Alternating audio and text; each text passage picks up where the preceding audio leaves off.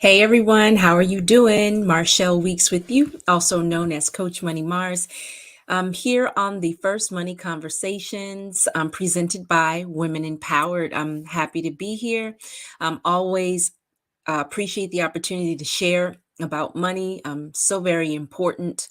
Also, it's just meant for us to grow. It's meant for us to, kind of step out of our comfort zone.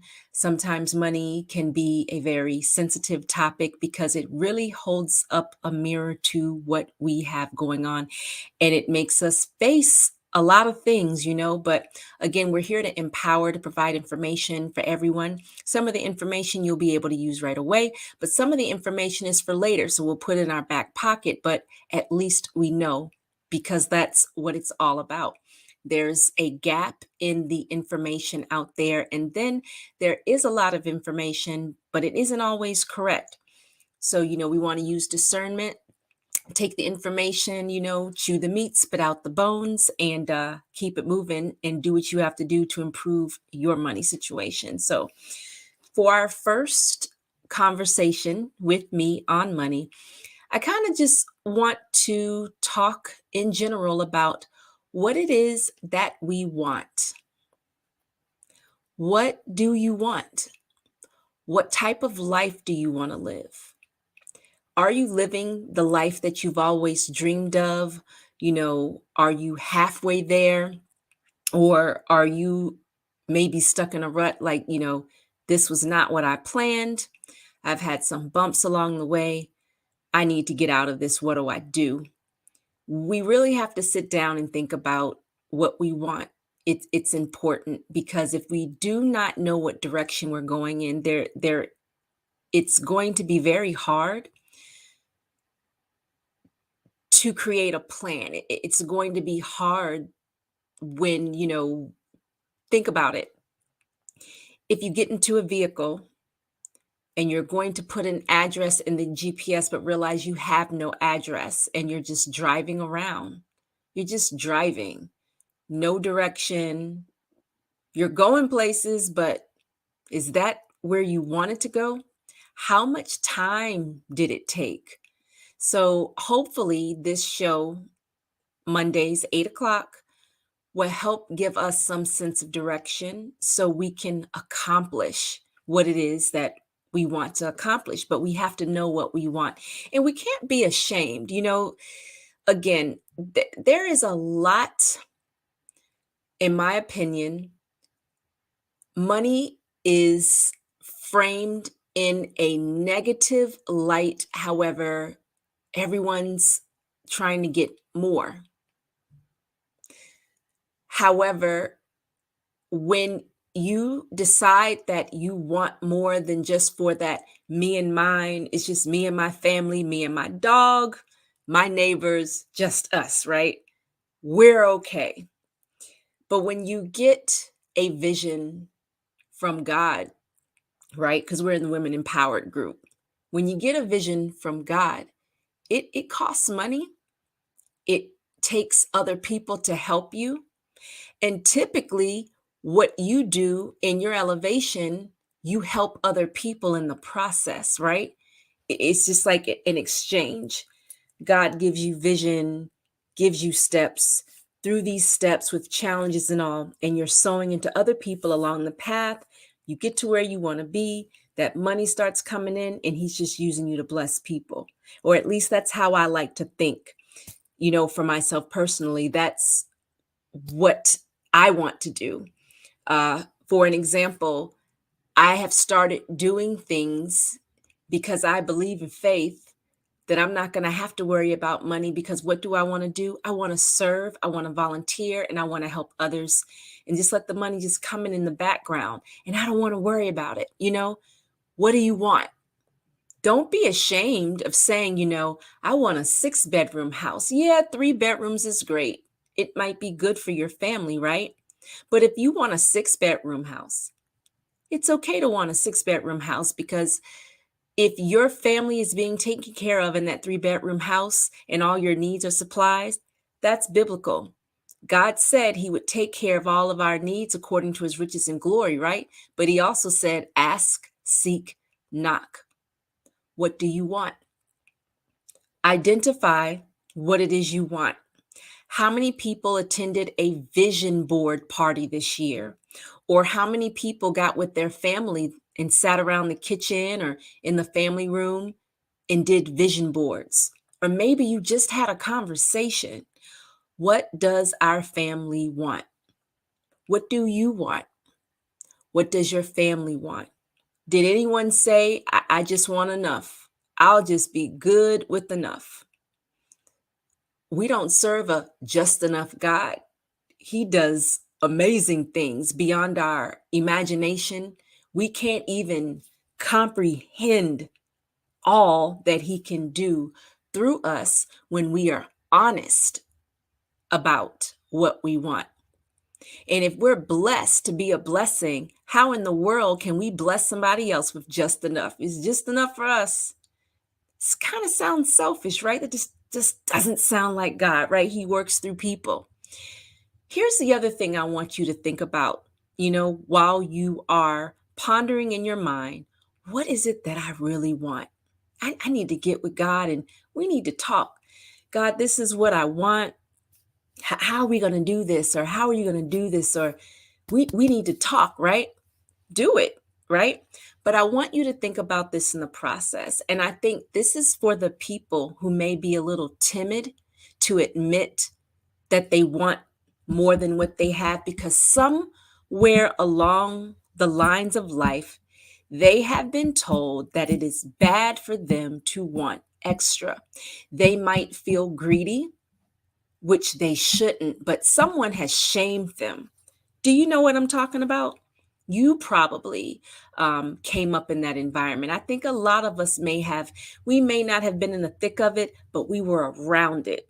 The comments, the scowls, the thems and the theys. You know what I mean? You know what I mean.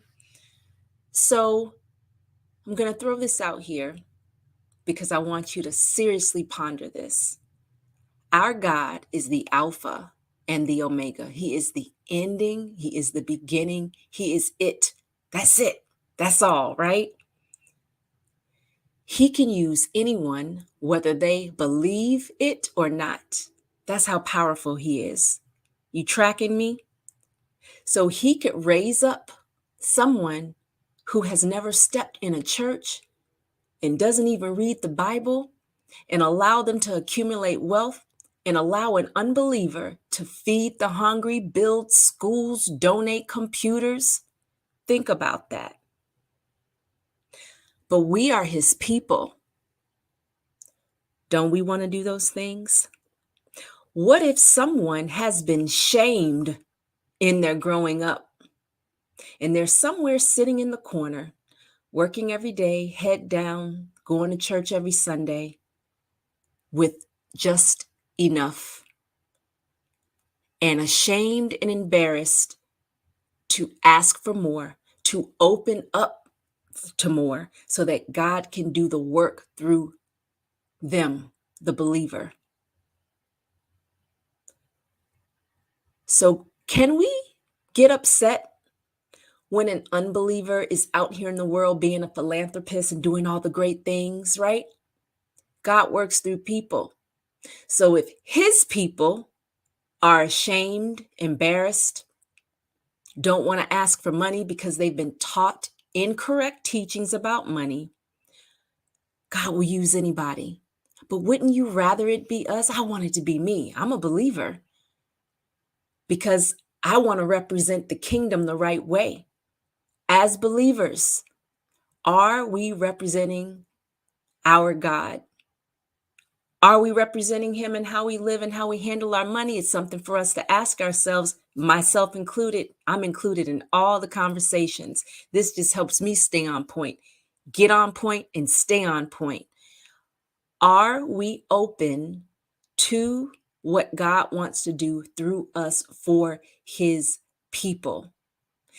Do we ever think that if we are doing the right things with our money, being really open, that maybe we could solve some of the problems that we have in this world because we have the resources? Think about it for a second. He works through people. So we, his people, we're going to get our money together. We're going to be open to what he's telling us. Go here, go there, do this, do that. Start that business. Go talk to that person.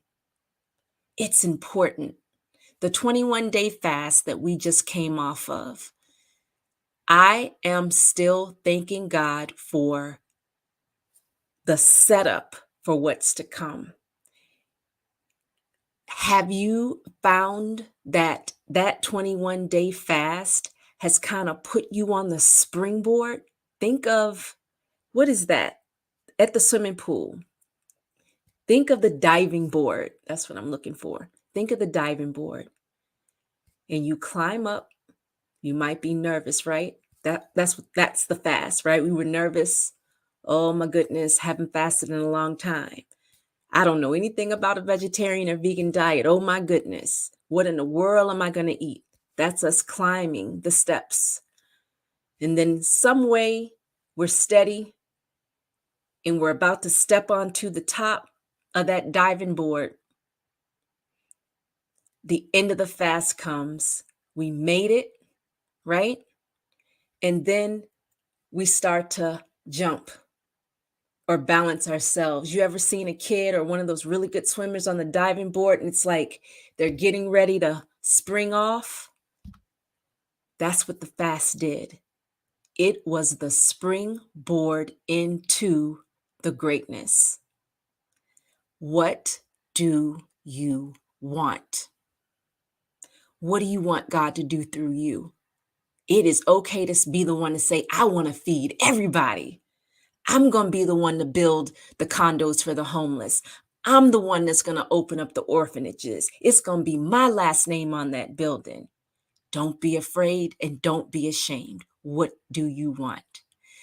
That ends our first conversations with me, Coach Money Mars. Again, always a privilege and a pleasure to be here with you and to just be asked to come before you. I don't take it lightly. And we're going to just work our way through some of this gunk we have from growing up and, dare I say, from church. Yes, ma'am. Some of us have been really messed up growing up because we weren't taught the correct way, and we got to get that off of us and come into the true knowledge of God, our loving God who wants to use us to help his people. We can be the poster board for the believer. Yes, we're going to have challenges. He told us in this life you will have trouble, but take heart, I have overcome. We will overcome. We will do it. And we will do so with flying colors, telling our story, telling our testimony, and being the ones that God can send the resources through, because we'll know how to handle our money so that we can help others. You all have a great evening, and I'll see you back here on Monday, Conversations About Money. Take care. Trying to make a ways now. Money, money, money, money, money.